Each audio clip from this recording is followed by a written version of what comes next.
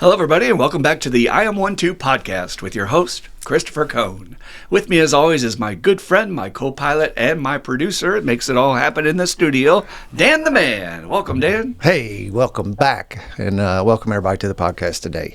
We are really glad to be here today.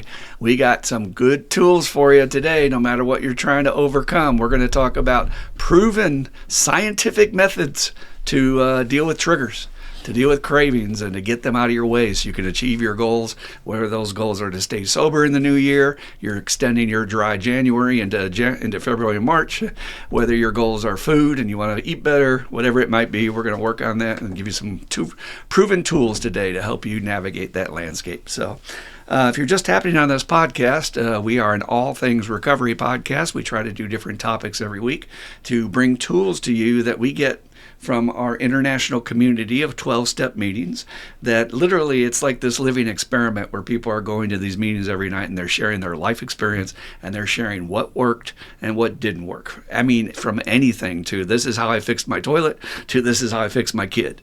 And you're getting this real life experience, and it's more valid, I think, than what you're going to find in a book or in some sort of scientific paper. So even though we're going to talk about science today, a lot of this is proven from people using it. And when I came into recovery, I was always very practical minded. I wanted to know if it worked. I don't care how silly or how much my mind wanted to reject the tool immediately. I would always say, well, let's try and see if it works, just like a hammer or a screwdriver. Let me see if that's a better tool. And if it is, then I use it. So that's kind of what we're going to bring you here on this podcast. And welcome. We're glad you're here if you're just finding us. So there are two main tools. One of the most difficult things you're ever going to go through in your life is change. And change is inevitable, but change can also be resisted. And I have found that the universe will turn that flame under your behind up to white hot to get you to move if you're meant to move. And, we do have free will, and we can resist and say, no, I'm going to keep doing the same old, and get the same old result. Or you can accept the invitation when the heat is low to say, well, let me look into that change. And then that begins the stages of change, which is pre-contemplation, contemplation, action, preparation, all that stuff.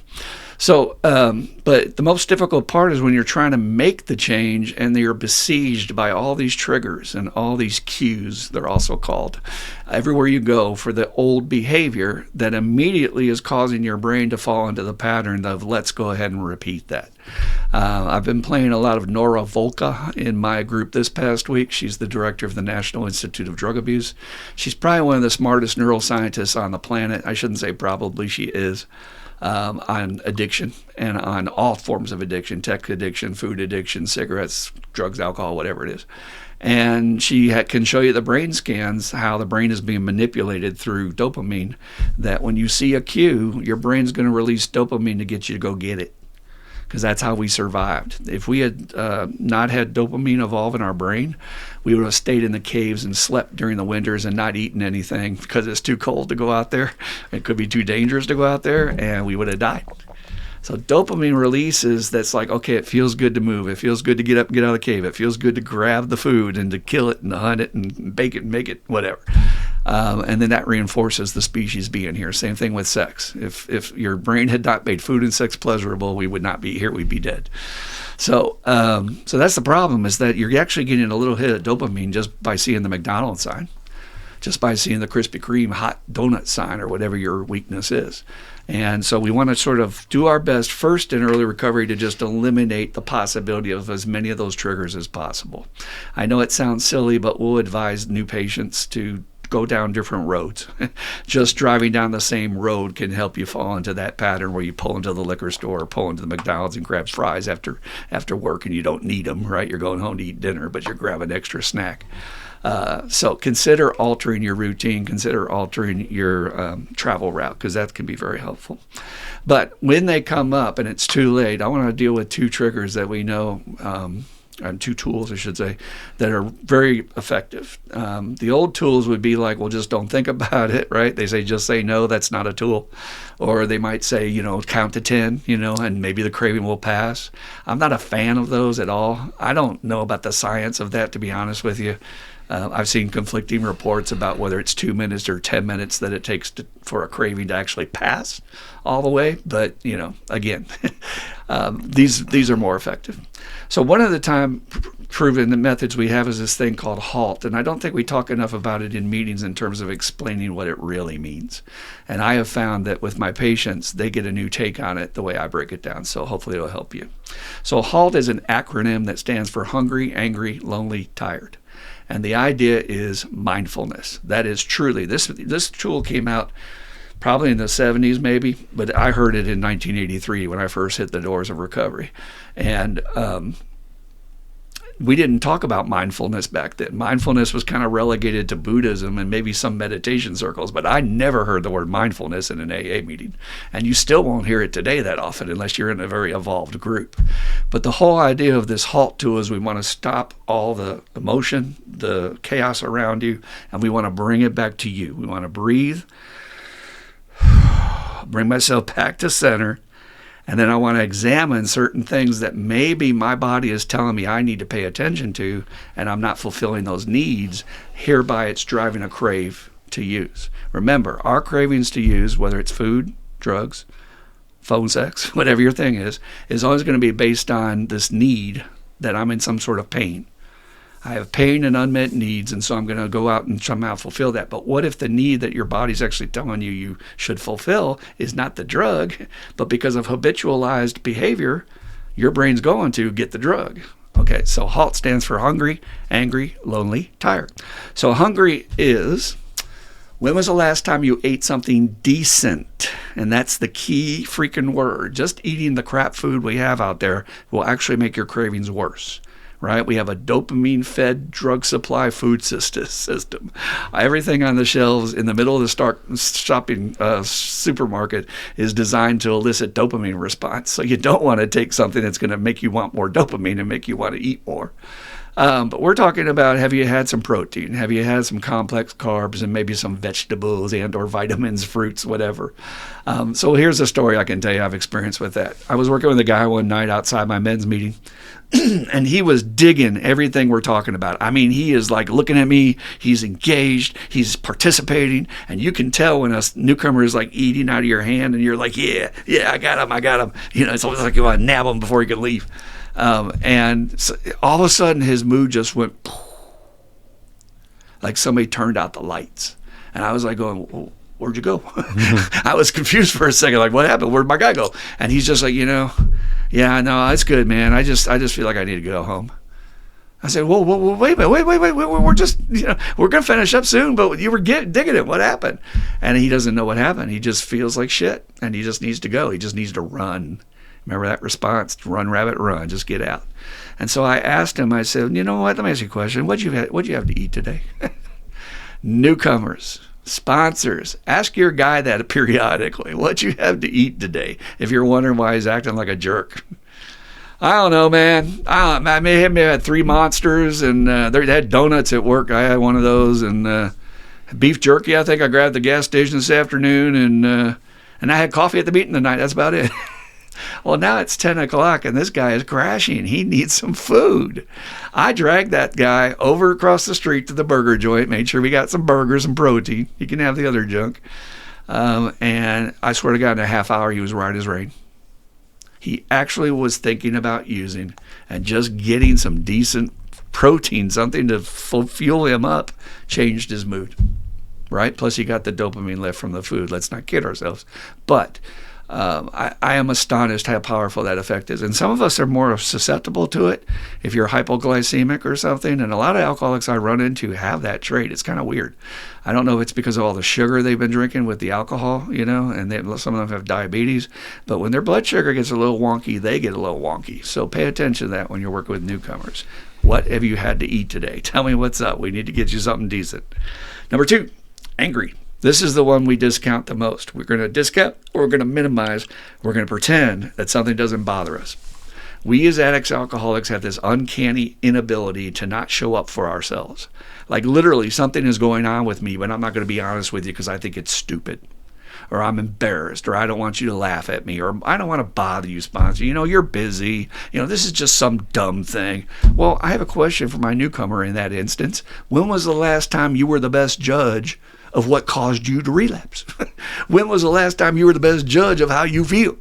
That is very dangerous to keep anything to yourself in recovery. Our number one tool to keep this beast at bay is to tell on it. You got to tell the truth on it 24 hours a day.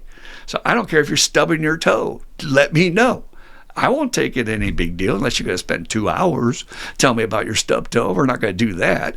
But just by sharing it with me, it'll lighten the load a little bit. So angry is, do I have something that's bothering me? Some resentment, some person at work, something that's just on my mind. And I'm sort of like going, yeah, but it's dumb. It doesn't really bother me. Maybe it does. Maybe it does. I have seen many people walk out that door to go relapse and just be like, I don't know, I thought it was nothing. And then they're in a treatment center in my group saying, guess it was something. I guess I'm really bothered by that. So again, you're not the best judge of that. So please call your supports immediately. For all your little nitpicky shit, we'll probably just laugh at you. That's one of the things your sponsor does is they laugh and they teach you how to laugh and not treat yourself so seriously. And then once I get you laughing about your resentment or whatever, it goes away. It has no power anymore. So angry, that's angry. Lonely. When was the last time I was around my peeps? Now, I mean my peeps as in other addicts and alcoholics. If you have not figured that out, or if you're doing the food addiction thing, or if you're doing the sex addiction thing, or Gamblers Anonymous, you need to be around the people who do things that you do to understand what you're feeling. You're not going to get this from your family on that same level. You're not going to get it from your neighbor on that same level. They just can't relate. They've never been there. It's like a soldier from Afghanistan trying to tell me about this battle that was hairy, and he's got PTSD, and I can sit there and say, man, wow, that sounds like it really sucks. I'm sorry, man. And he's going to look at me and say, you don't have a fucking clue what you're talking about because you ain't been in there. You got to talk to your peeps. So when I say, when's the last time you were around your people, the real question is, when was the last time you went to a meeting? You'd be astonished how much of your craving is related to the fact that you have unconsciously set your program aside and you have not been to a meeting in more than a week. I had a good friend of mine recently who has solid recovery who told me that from being sick, the snow, all the other interruptions we had, it'd been 3 weeks since they'd been to a solid meeting. And when they went, they were like, holy crap, I didn't even realize how much I missed this, right? So don't screw with that.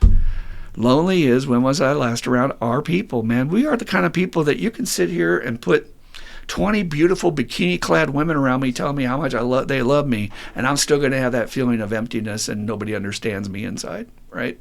I'm going to feel lonely in a crowd. But if you put a bunch of 20 alcoholics around me telling me get over your own shit, breaking my balls and all that other shit, guess what? I'll be laughing. I'll be like, yeah, you're right. And I'll have that sense of camaraderie. It's different. So again, lonely is being around my peeps. Finally, T, tired. We have the worst sleep habits of any country on earth. That's been well documented. We're in a go-go society. It all happened when they turned on the electric lights, and then we had 24-hour businesses, and now they're going to make you work at night. I got to tell you, if you're trying to work at night and be in recovery, we don't see high success rates with that. It takes you away from your meetings. It takes you away from, when you're asleep, everybody else is awake. When they're awake, you're asleep, that kind of shit. Not saying it can't be done, but I'm saying that it's not healthy. We are nocturnal animals in that the opposite. I know nocturnal animals come out at night, but we're the way that we're supposed to be sleeping at night. We've kind of been that way since the dawn of mankind. We're supposed to be in our little cave going, right? So tired is, when was the last time you got a last decent night's sleep? And if you ask your newcomer that, be surprised to find out it's been weeks. Especially if they're in early recovery. Nobody sleeps well in early recovery, and if they do, they're probably not working their program. They may be relapsing. I do have people come to my group and say, I'm sleeping just fine. Yeah, well, you're not sober yet, so that's why you're taking Xanax or whatever. But we got to get a good night's sleep. Now, any one of those individually might not be the make or break moment that causes you to fall on the trigger and to relapse, right? But you add up hungry with tired, boy, that can run into a fight with a stranger in some road range, or some angry with some, lonely, poor me, nobody cares about me. I might eat a bullet tonight. I'm not kidding you. This is the way this thing goes with us, with this committee in our head, and it starts chewing on our stuff, and we're just like, yeah. Kind of like Rain Man a little bit. We're like, yeah. Listen to that voice telling us everything's horrible. Just as a side note, on the way to see Dan today, I heard Eric Clapton's story on YouTube. If you want to look it up, he's obviously a very famous rock musician. And he was talking about, I got all what you guys got. I'm fear-based.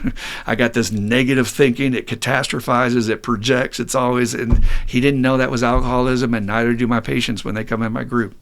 I say, you don't have a drinking problem. Drinking's your medicine. You have a sober problem, living with this thing right here. So these HALT tools can apply for whatever you're trying to do, even if you're on a diet for, the new year or something like that. Try the next tool is more effective, I will say, for the food thing. But this one can still work in a short-term quick fix.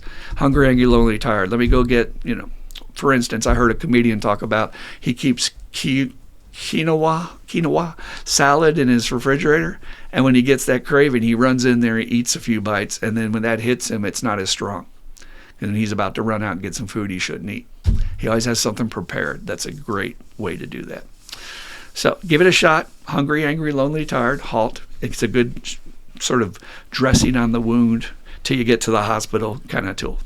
This next one I'm going to give you, I learned in a training, and it's scientifically based, and I've seen it have great success with the people that use it. So one of the things we want to do when you're aware that you're about to do something you don't want to do is you want to distract the brain. And there's good news for you here.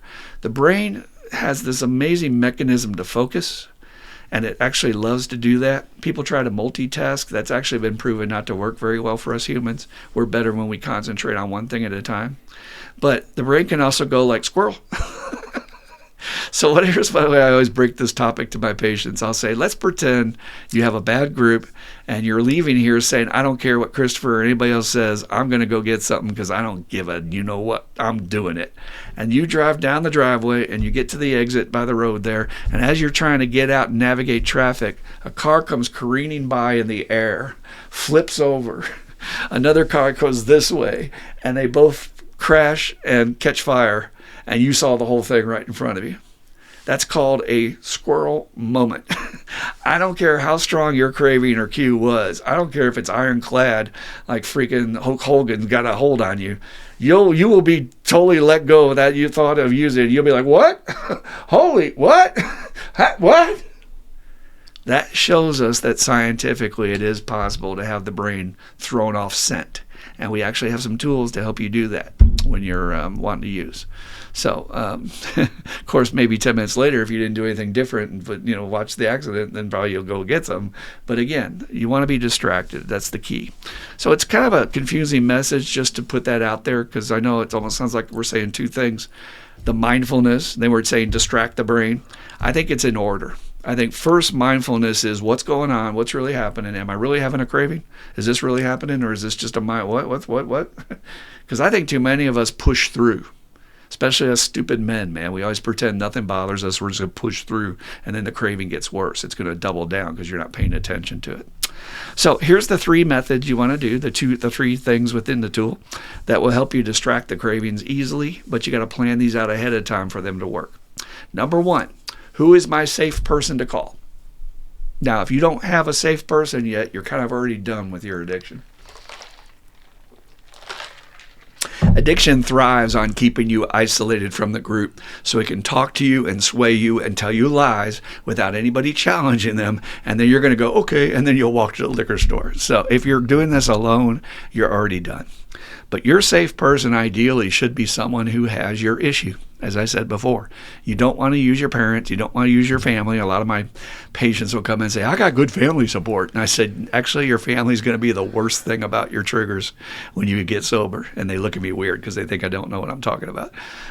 It just happens. They're too close to you, and they're mad at you. They're hurt. They're going to throw some shit at you. You better be prepared for it. They're not as supportive as you think. They can actually sabotage you.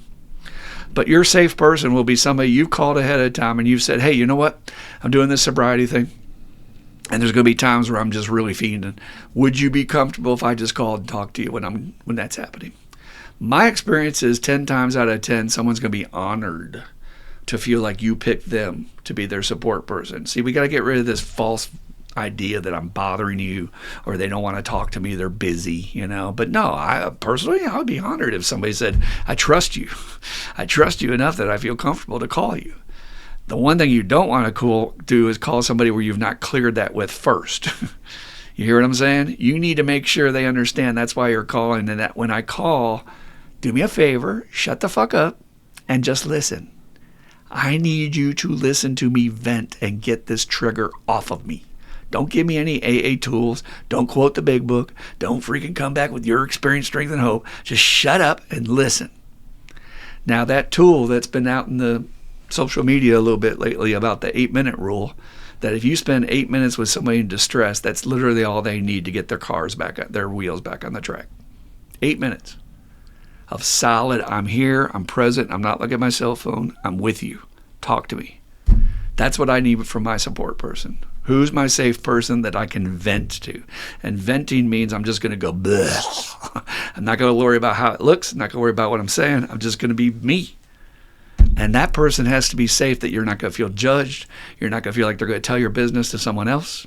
And they're going to keep it between you and honor that you're just venting. We all need to vent, right? In this camera culture, I heard a comedian say, "Whoa, we got to get to the point where everything is on film nowadays? Everything?" Right? No. I need to have a safe place to be a human being and be ugly, be mean, be nasty, say some things I normally wouldn't say, just to get it out. And that's what you want with your support person, okay? So who is my safe person that I can count on and I've cleared it with ahead of time? I'm going to call you and I'm going to say some things, so you better be ready to listen. And you can always clear it with them too. Make sure when you call them, say, can you listen now, or are you busy? And you might need to have 2 or 3 safe people lined up, because if they're busy, you're stuck, right? Don't just blindside them if they're in the middle of something. And maybe they just need 5 minutes to get somewhere where they can listen. That's all. Give them a chance. All right, second tool here. After who is my safe person, where is my safe space?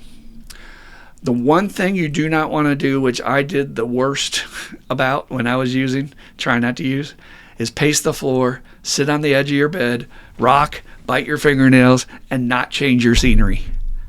Staying within those 4 walls, staying stuck, feeds the impulse that you're probably likely going to give into it. I don't know how exactly that works, but what they're saying is, with that spirit of distraction, we want to get you up and moved, because change of scenery makes the brain pay attention.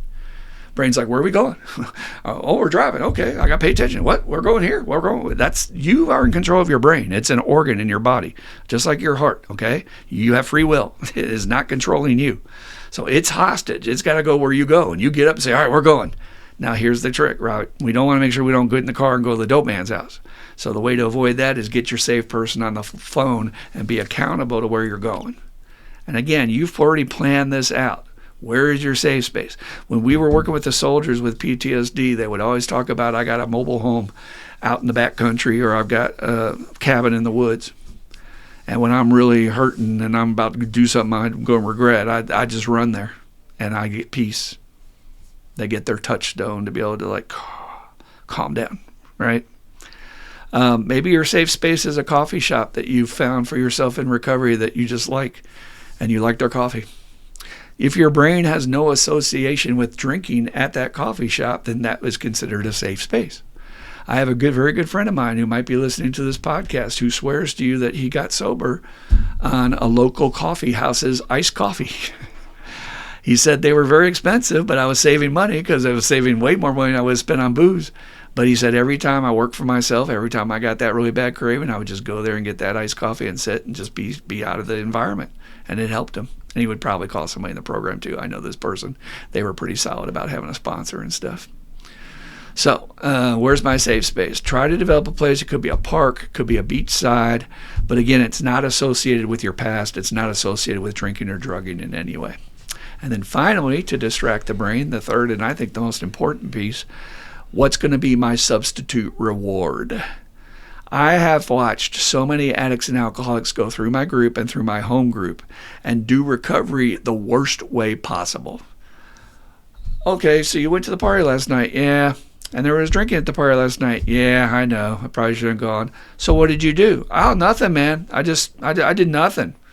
Well, did you have some soft drinks? No. Did you have some fruit juice? Nah. What'd you drink? Water. You have to be an addict and alcoholic counselor to be laughing right now. Do you think giving your disease a diet of bread and water is going to make that bastard go away? Are you that stupid? But that's what they'll do. I'm going to punish myself and drink water. Oh, but it's flavored. No, a substitute reward means I'm going to let myself have some dopamine, and I don't care if the food is bad. Again, this one might not work as well for the diet situation. There are other rewards, so hang in there. I'll get to you in a second. But I do like that fact that I need that instant dopamine. So if you want to go get a cheeseburger, the hell with it. If you want to get some coffee and get the extra gunk in there, go ahead and do that. Do not worry about your weight in early recovery. Everybody gains weight, just like quitting smoking. It's not a big deal. You will lose it later, but you're saving your life. I've unfortunately seen too many people worry too much about their weight gain and not their sobriety, and then they relapse, and then it doesn't matter. Yeah, they're thin as a rail and look like a concentration camp survivor, but now they're dying from meth, right?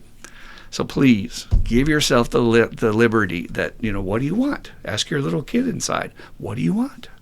Do you want to get something to eat? No. Do you want to get some coffee? No. Do you want to watch a movie, make popcorn? Yeah, maybe. Do you want to order a book online that you've been wanting to read? Maybe a little audio book, listen to that. Yeah, we could do that. Do you want to get on Amazon and buy something within reason? Get yourself a new top, new pants, something. You want to go to the mall, look around and give yourself a budget that I'm going to buy a new outfit. Again, you don't want to run yourself into debt, but I will tell you, in the long run, whatever you spend, you'll save money in the long run by not falling back into your addiction. It's the cumulative effect of all those three tools. It's not just one.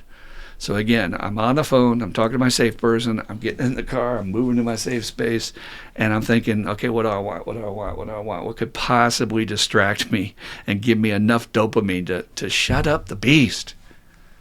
I'm telling you, it's hard to shut the beast up when it wants what it wants, right?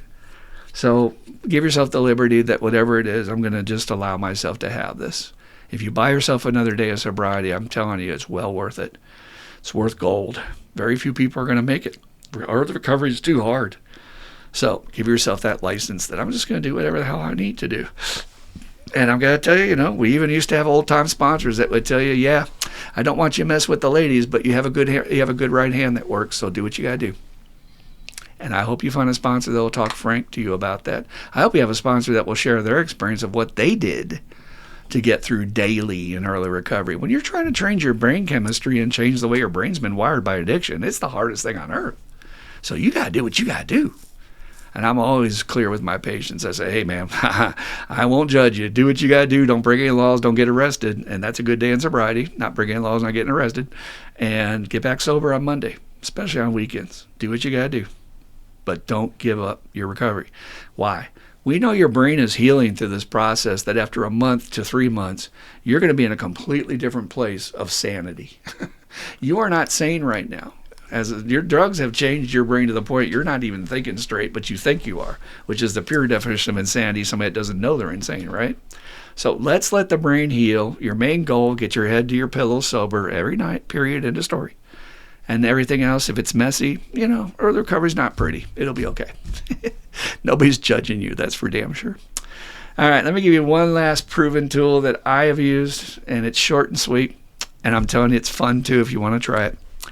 When the disease comes calling and it just won't get off you, it's literally telling you, hey, she's gone and nobody will know. And, hey, you can get away with it. You probably even pass the P test next week. So, you should just, let's just go we're just going to get a little bit. Come on, let's go do it. When it's doing that crap, here's what you do. You look around, make sure nobody hears it, and you scream as loud as you can, shut the fuck up. Anybody familiar with the primal scream they used to do in therapy back in the 60s? You can laugh all you want, but if I get you to do that and then go, take that breath in, it's dead quiet upstairs. The little beast is dead. He's silent. He's muted. He's shut up. And there does seem to be something about the cussing that makes it work more effective. I know some of you prima donnas, I don't cuss. That's okay. But I love it nothing more than when I get somebody in my group who doesn't cuss and they just let loose with that anger and resentment and rage they got inside. They just go, and shut the fuck up. And then they feel better. It releases dopamine, I think. The screaming does. And I don't know. It's just a weird thing. I've seen that happen in too many people. The disease actually backs off when you just scream at it. So roll up the windows, go somewhere if you got to do it, but just do it, try it. And like I said, see if it works. I started this podcast by saying I'm a very practical person. That screwdriver is a good tool or it's not a good tool. And we're all a little bit different. So some tools might work better for you than others, right? So, but overall, I just want to encourage you that what you're doing is monumental. And I hope you have people in your life that are loving you till you can love yourself and telling you that you're worth it. I try to do that with my patients every day. I try to build them up. It does not do us any good to tear an addict down. That's what society does. They throw us in prison. They tell us we're pieces of shit, and nobody is surviving their disease. That is not a good tool. So please, for yourself, get people around you that will say, you're doing great. Come on, man. Hey, man, day 45, great job, great job. Day 67, you come to our home group, we'll give you a round of applause for your days. We'll give you a chip when you hit that mark, and you'll get nothing but hugs, which releases oxytocin in our body, which is a natural opiate. So get your hugs. Don't resist those. All right, so let me get my good friend Dan in here, and let's go back to when we were in early recovery, what worked to help us distract the beast. The one thing I talked about before, I'll just say shortly to wet the whistle of Dan, is walking. I needed to get out with my music, and that was my distraction, was my music with my little Walkman. I had little cassettes. And I love nothing more than to get a new album or something in early recovery that was like, had some sobriety lyrics on it. Stevie Ray Vaughan got sober around that time when I did, so he came out with his album that had all of his recovery songs on it, Wall of Denial and all that, and it was just like, I felt like I had a kindred spirit. But again, that was that change of scenery, getting out and getting fresh air and just like, let me get out of here.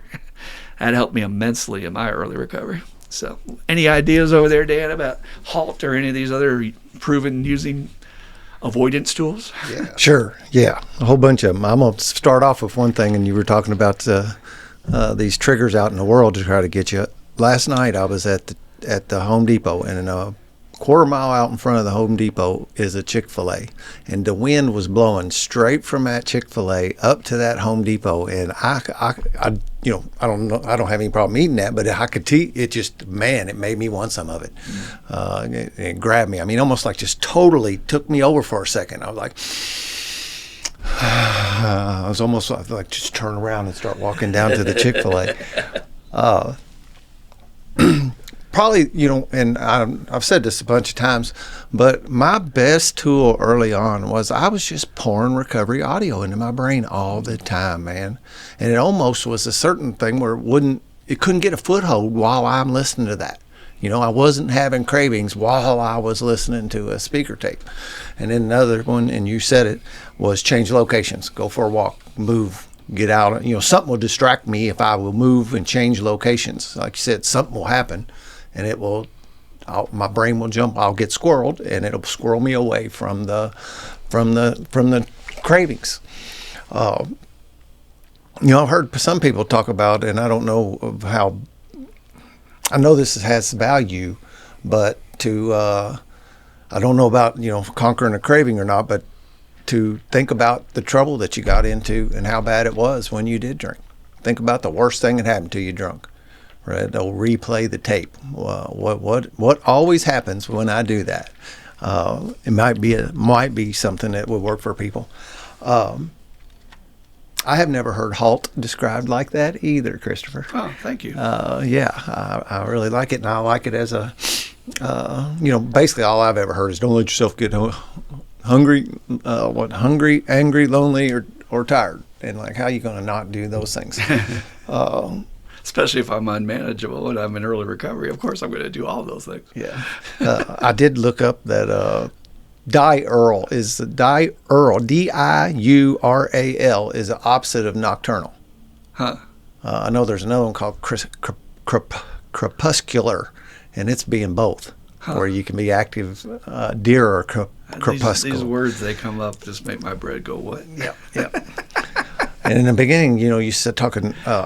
Somebody just did this to me when I was brand new, and when you get that little pamphlet that's 20 questions about whether if you are alcoholic or not, or that kind of thing, and it said what we really have is a thinking problem, not really a drinking problem, and then to substitute that into that quiz, and I pulled it up like, has your thinking caused trouble at home? Have you ever got up in the morning and needed to think immediately? And do you get extra thinks at party because you do not get enough? Do you tell yourself you can stop thinking anytime you want to? Have you missed work because of you're thinking? I think that's kind of cool because, like I said, no matter we're doing recovery for all here, and there can be a whole bunch of stuff that that same thing is all wound up in. We got a little bit of we got some wires crossed up there, and that's really what's going on. Reaching out, like you said, in our world we got great. With the sponsorship stuff and the connections, and one of the things I hear, and I heard it the other night, that I just really hate to reach out to people. I just ain't no good at that, and his recovery is kind of is showing that is a problem for him, and you got to get over it. I was thinking today, just while you was talking, that I am so embedded with my support group as we talk through the day. I've talked to half a dozen people today, various ways, texts, phone calls, Marco Polo, and golly, it just lifts my day up every time. Even if they got bad news, which it wasn't today, but give me a chance to do some service by helping and listening to them, like you said. But you can't. We always say you can't do this alone.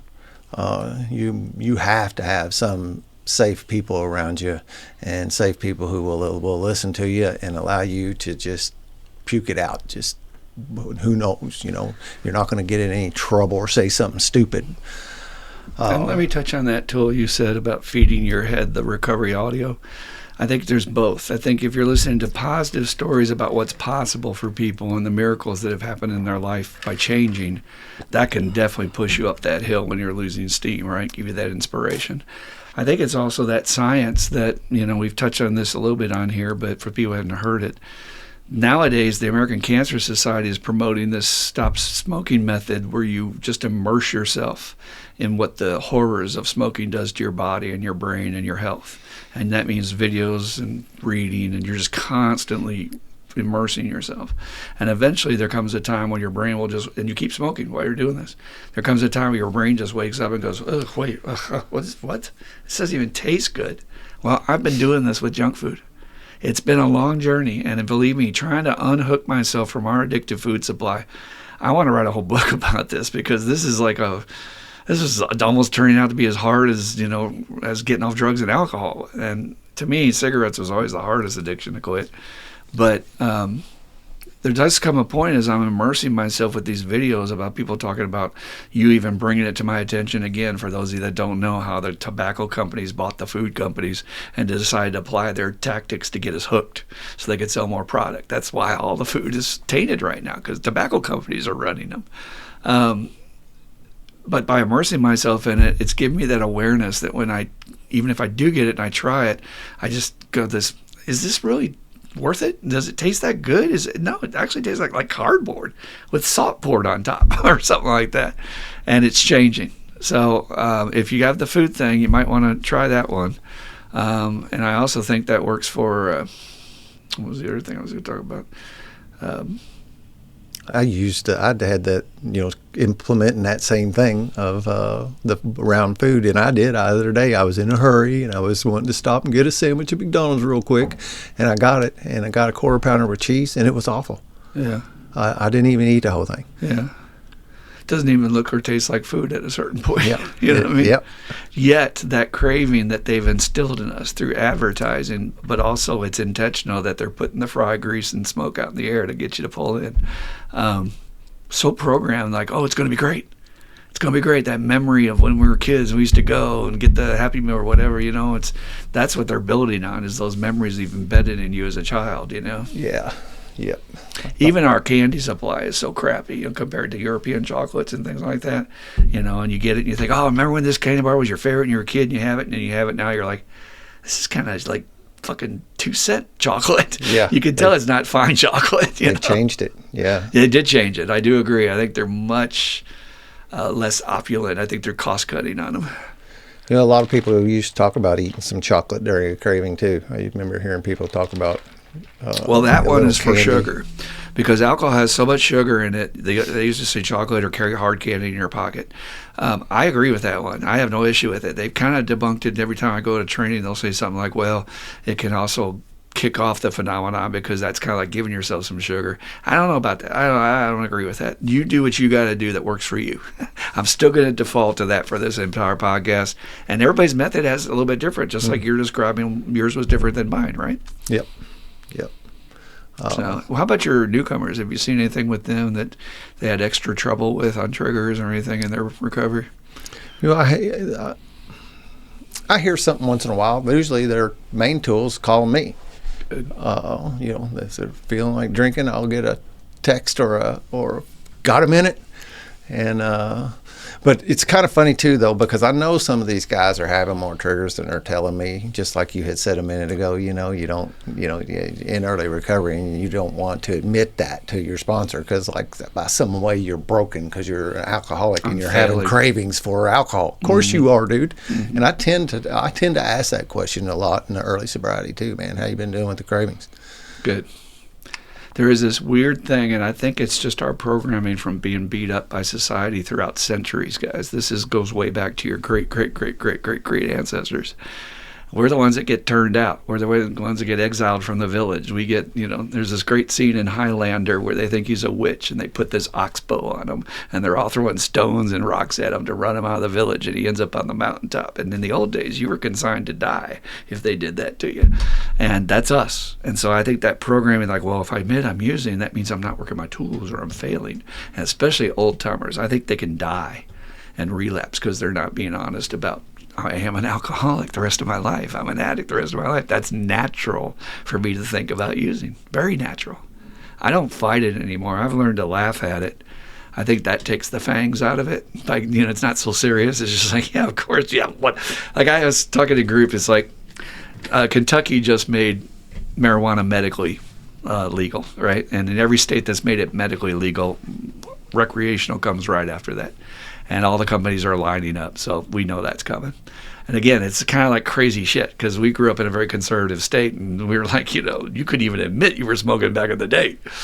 And now the governor's going to be like, yeah, this is our new industry. We're going to make lots of good money for the state, you know, and all bullshit. But, you know, my brain will go, you know, well, it's legal, and you could just roll in the store and nobody would know, right? It's just crazy shit, dude. And I just laugh at it. I just go, yeah, that's going to work. Yeah, it ain't going to stop on one for me. I know that for myself. I hope you guys know that about yourself out there, right? That's I laugh at it too. I love doing that. It's like I'm multiple personality or something, you know, and that the disease is trying to hijack me, and it's over there talking to me, whispering in my ear, and I just laugh at him. No. I was thinking of the movie I'm Gonna Get You, Sucker, or whatever it is. It's kind of a parody on blaxploitation films. And the guy's in the store and he's going, nah, how much for one rib? Because that's all he can afford. And I could see myself trying to tell myself, yeah, I'm just going in for one French fry. Can I just have one French fry, please? How much is that? 2 cents? Thank you. Like, that's going to really hit the button that I'm looking to hit, you know. Now, you got to know yourself. Got to know what your weaknesses are. I think it was Clint Eastwood that blew a guy away with his Magnum and then turned to the camera and said, a man's got to know his own limitations. Yeah. And that's vital. If you don't know your own limitations, I hope you get a sponsor in your life to help you. They will help you identify those. All right. Any other thoughts on triggers and cravings for today, Dan? No, but that was great. So it's a real thing, and it's something you're going to have to face. You can't run from them. You're going to have to go, kind of like what we said with our buffalo. You're going to have to face them head on and acknowledge that that's what's going on, and just keep on trucking. Particularly the detox, the acute detox of the first few weeks. I want you guys to look at that as like Hell Week for the Marines or Hell Month for the Army Rangers, whatever, and just say, it's going to pass. It's going to pass. I just have to get through this next obstacle. I just have to do this next course, this next challenge. And don't give up. Don't give up. Don't give up. And again, a team around you will support you and coach you as you're doing that. So, all righty. Well, we will switch into, if you have any comments about that, topic or any of your experiences trying to avoid cravings, we want to hear from you, please. So send us your emails to IM12, the word recovery, at gmail.com. That's IM12, recovery at gmail.com. Yeah. And we will take all of your questions. We will also take all of your comments.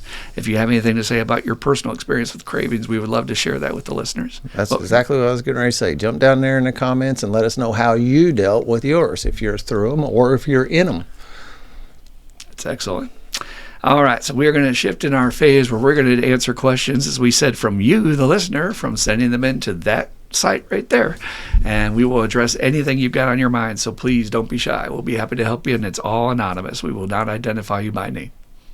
All righty, here we go. We have 2 questions this week. First question is, how would one go about starting a new AA or NA meeting? And what could be some of the possible hang-ups of doing so?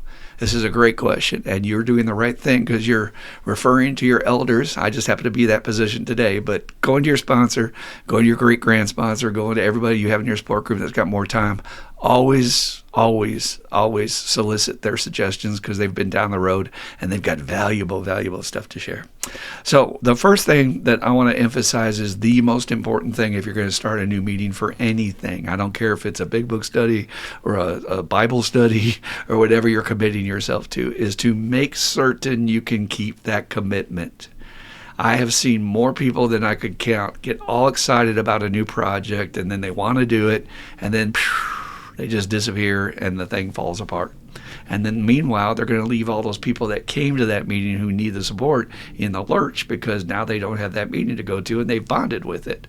So here's how you do that. You get an ally. Get an ally right away that's willing to walk with you on this path of starting this meeting and is willing to commit that one of us is going to be there no matter what.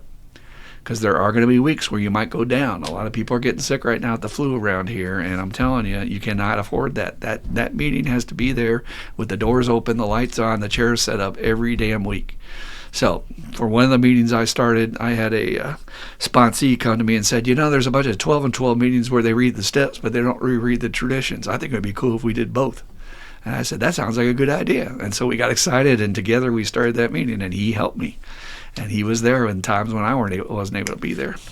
The meeting we have right now, the Spiritual Underground, Darren jumped on board with me, and he was going to back up in case anything fell through. But I'm a kind of guy that unless I'm dead, I'm going to be at the meeting. So, but again, I advise to get some supports around you so it's not just you carrying that load, because it's hard.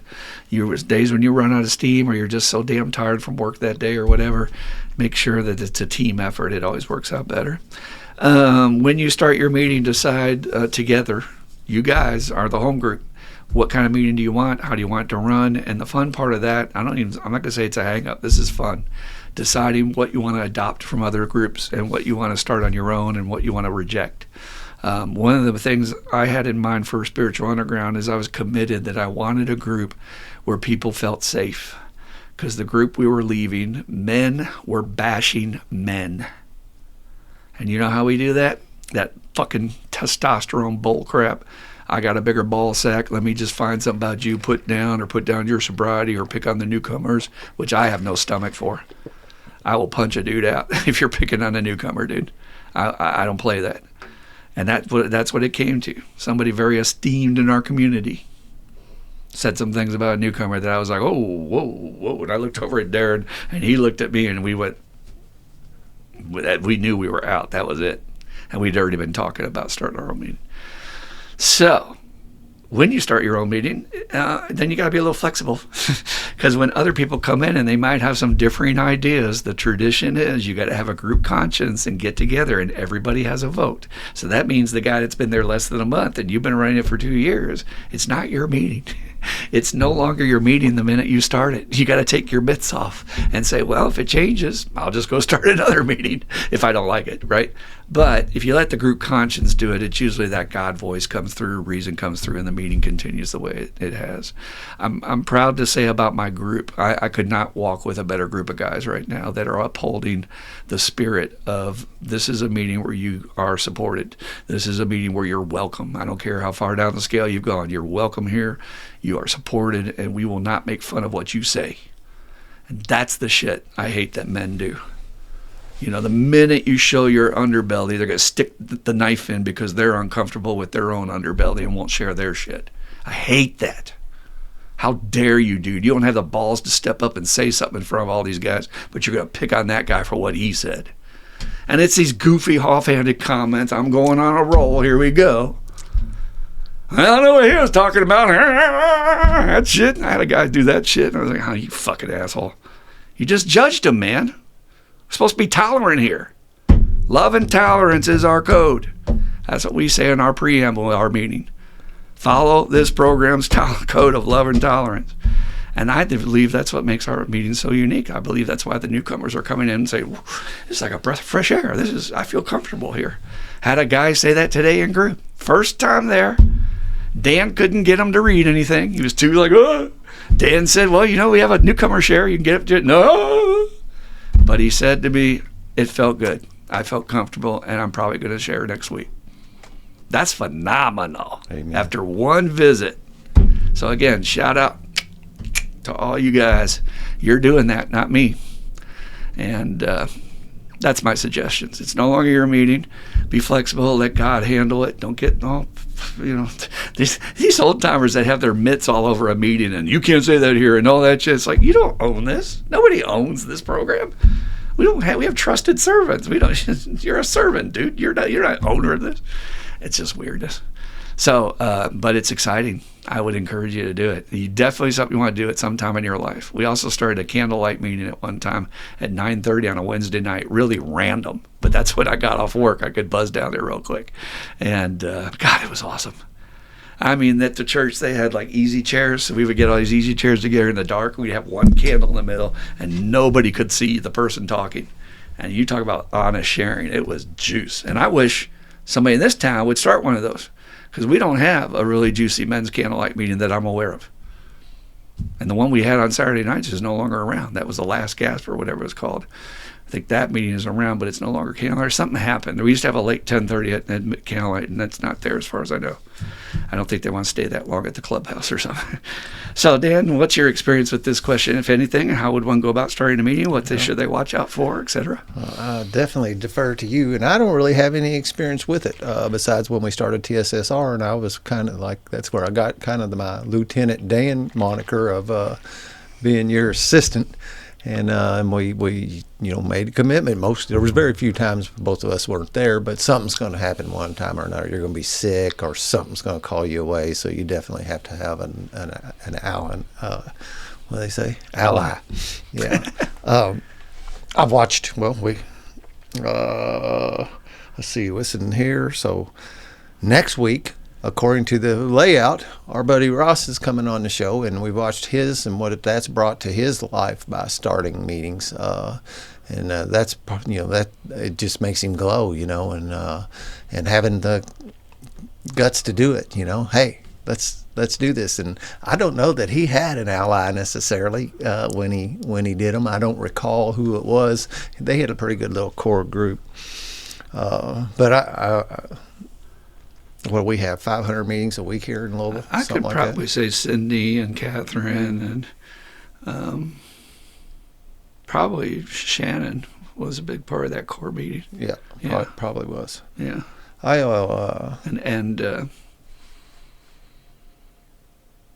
Esther maybe, and Yeah, they had a little core group that really tight. bonded up, and so there wasn't just an ally. There was a little small pod of them that was making sure it would keep going, and somebody would be there to do it.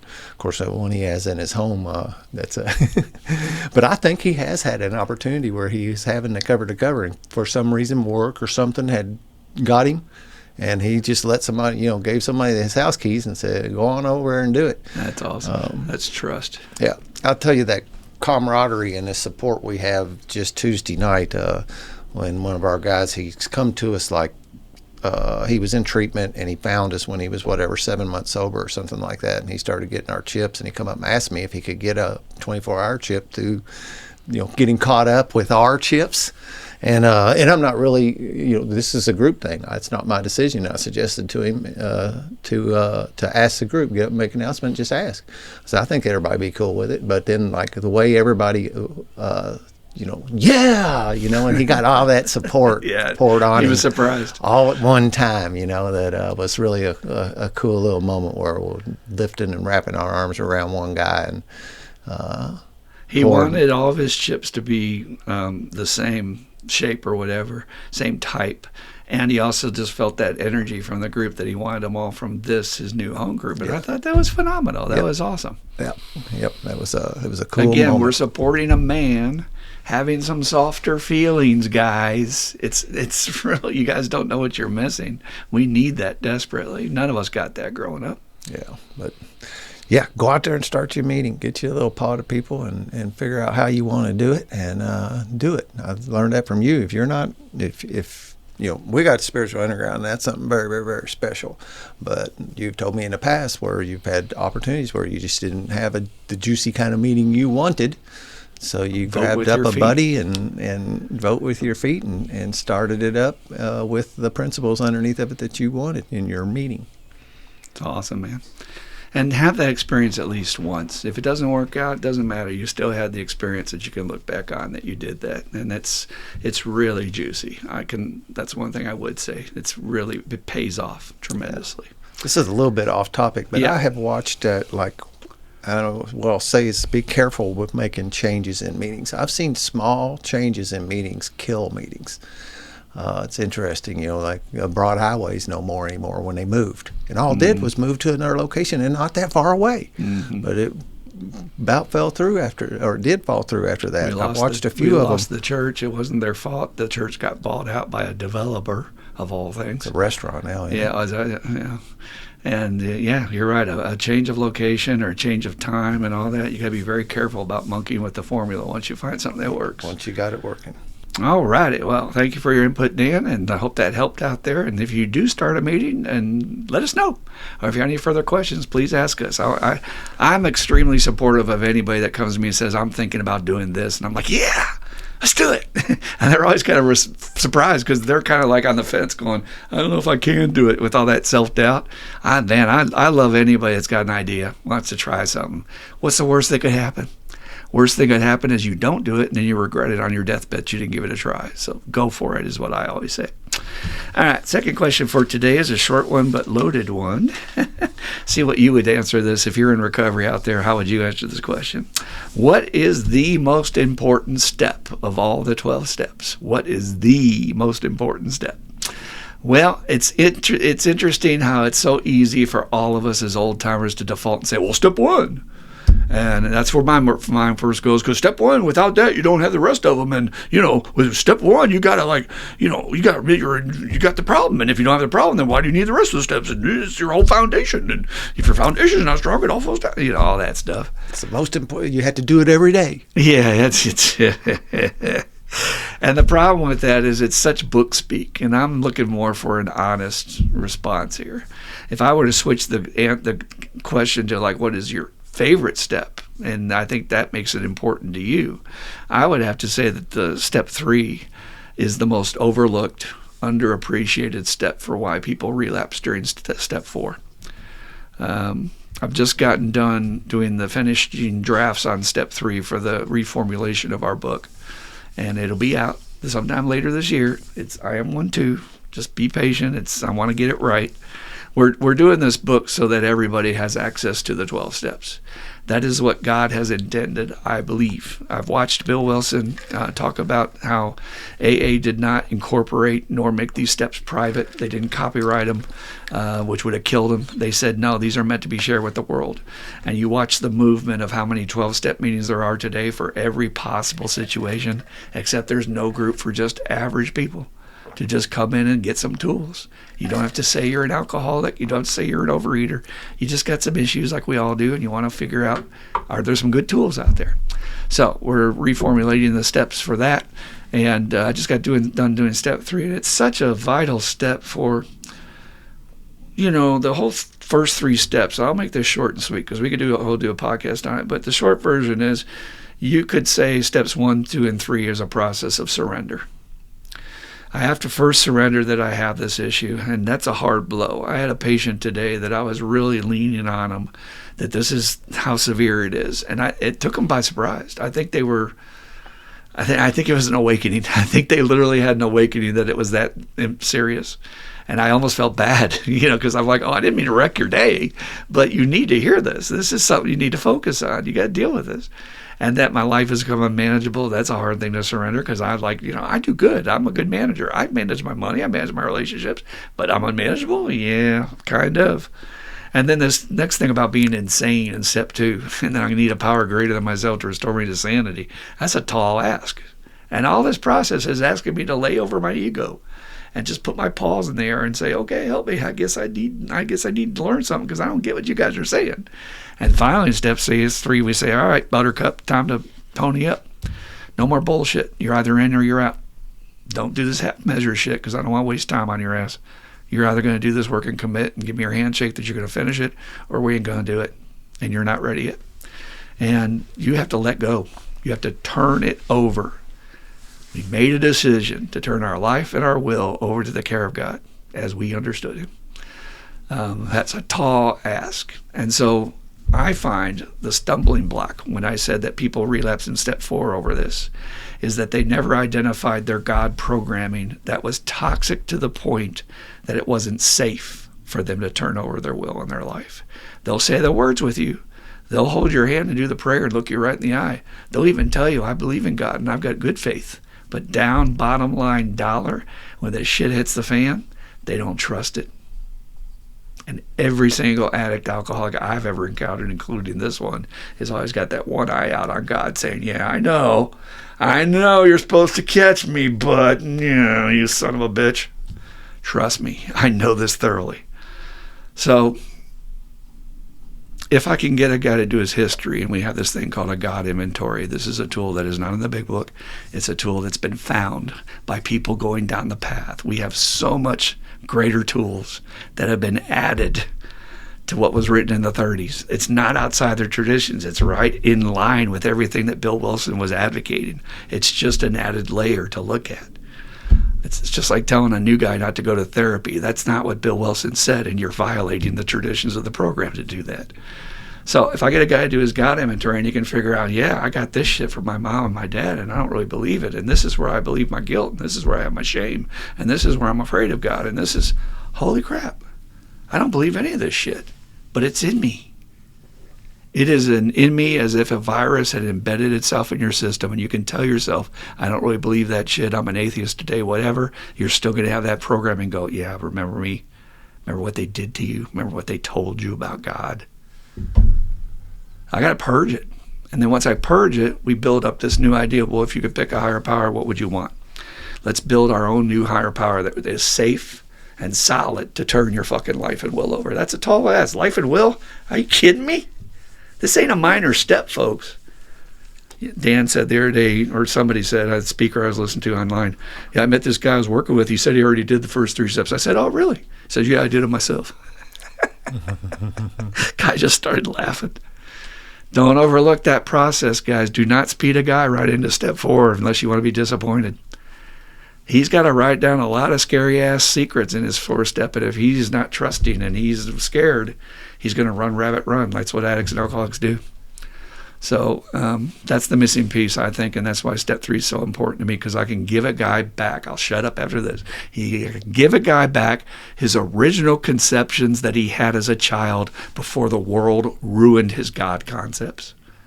Every child has a pure belief in something that is good and constructive, and it gets fucking ruined by this world and religions and people and just politics and all the crap. Money, greed. And so we got to purge that so you can get back to like, all right, I like this higher power. This higher power is cool. And I always say one last thing, but here it comes. My patients will say the craziest things in group, like God is testing me, Well, you need a new higher power if that's true. Because you're saying to me, you're a toddler just trying to learn how to walk, and God's going to stick his leg out and trip you and go, ha, ha. Really? You need a brand new version and get back. No child would believe that God would hurt you. And if you find one, that child has been damaged by the people in this world. It's a gift I want to give to everybody out there to reclaim your right to have your fucking own spirituality and your own higher power. Embrace it. Don't have anybody else's, because it ain't going to help you when the world's falling apart. So Dan, what is your most important step, favorite step? What do you think about all this junk? It is a terribly hard question. But you've just sold me on 3, and I see why, as far as actually like important and needs to be done thoroughly and carefully. And it's my favorite step to do with a guy. Huh. I love when we get to step 3. And it's not so much the prayer. I like doing the 3rd step prayer too. But I like that conversation, just like you said, where you kind of let a guy off the hook that he can do whatever he wants, because we've been told otherwise, that we had to have this higher power, and when you get a guy, now one of my analogies is we're going to go to Walmart and get a big wad of modeling clay, and you're going to get to be able to model up your own higher power. And again, and then we don't reject you for what you do either. So no matter what you choose, and most of the world's problems have been come down to people rejecting one another's spirituality.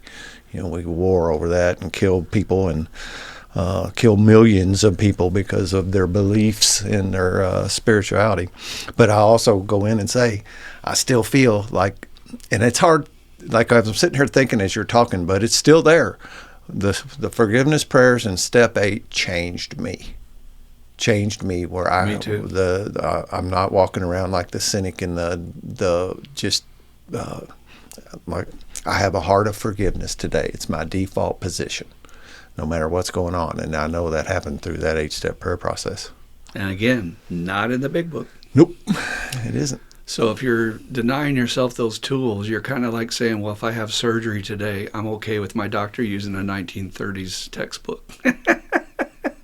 That is what that is not to put down our big book. Our big book is a sacred tome, and I hold it in the highest esteem. But I also agree with Bill Wilson that we should take advantage of all kinds of doctors, preachers, practitioners of various varieties, and be open to new information. More will be revealed. More will be revealed to us. Yeah, that healing work. It's what really, I think, that if you wanted to put we always say deeper level and use some stuff when we talk about it, but it's deeper healing methods to allow your little kid and for you to heal. That's what this additional stuff is doing for you. Yeah. And the saddest thing to me about this crime, and I call it nothing less than that in the book, is that there's people walking around don't know it's been committed to them. They're calling themselves atheist or agnostic, or they're saying, I don't really like that shit. And my patients are very open to say that when I bring up spirituality. And I'm saying, wait a minute, so just the word spirituality, your programming tells you I mean religion. Well, yeah, that's what you're talking about, aren't you? No, dude. This is my point, is you've been thoroughly indoctrinated. I still have that to this day, that I'm supposed to kneel when I talk to my higher power. Yeah. I mean, you talk about powerful training. Like, I'm not worthy. I'm supposed to kneel before this great power that is supposed to be my freaking loving father, All right, so I think we could make an argument. I think Dan and I could be here all day and say every step is important, but those are some food for thoughts for you. It's an amazing recipe when it's all put together. Yeah, and step 1 on its own is probably the most important step, but again, how do you isolate step 1 from 2 and 3? It's the whole decision process. That's why it was made that way. It's a period of time for you to get in the boat to see why you even need to do the work. So if you're going to speed over that, your guy has not even made up his mind that he really needs this. This speaker I was listening to last night, and I'll end on this, tells us, I hammer my guy with every hopeless, horrible thing that's ever happened to him. I mean, I just keep hammering him with his consequences and hammering him that he's going to die. I'm just hammering him because I want to create that thirst, that I need this. My life depends on it. He says, I don't really worry about the book as much. And this is a big book guy. This guy gives seminars on a big book. But he says, if he's a retread and this guy knows a big book, I won't even open the big book. I'm not going to play that game with him. He knows the words. He's going to debate me. He can quote it. He can teach it. But he doesn't know it. So I'm going to hammer him with step 1 shit that he's never heard before until he's finally like, I got to get sober. I'm going to die. Yeah, that's where you got to be if you're going to do the work. All right, so I hope this was helpful for people out there, and we do a different topic every week, so if it wasn't one for you, come back see us. We have great ones every different week. Plus, we have speakers, and like Dan said, Ross should be coming up in rotation, and you got to get some Ross sauce. That's what it's called. I think you'll enjoy it. So one last thing we like to ask. We don't hammer you all with this. That's why I do it at the end. Please like, subscribe, or comment. Do anything you can to help support us. We're trying to get our numbers up to get our videos more seen, because that's the way YouTube works. We're right now we're probably in the stratosphere of, I don't know, past Pluto, which is no longer Pluto, and we're way out there and nobody even knows we exist. So if you can help us with that, we'd appreciate it. All right, so we'd like to close with the Serenity Prayer. So Dan, if you would like to join me, and anybody at home, feel free to join.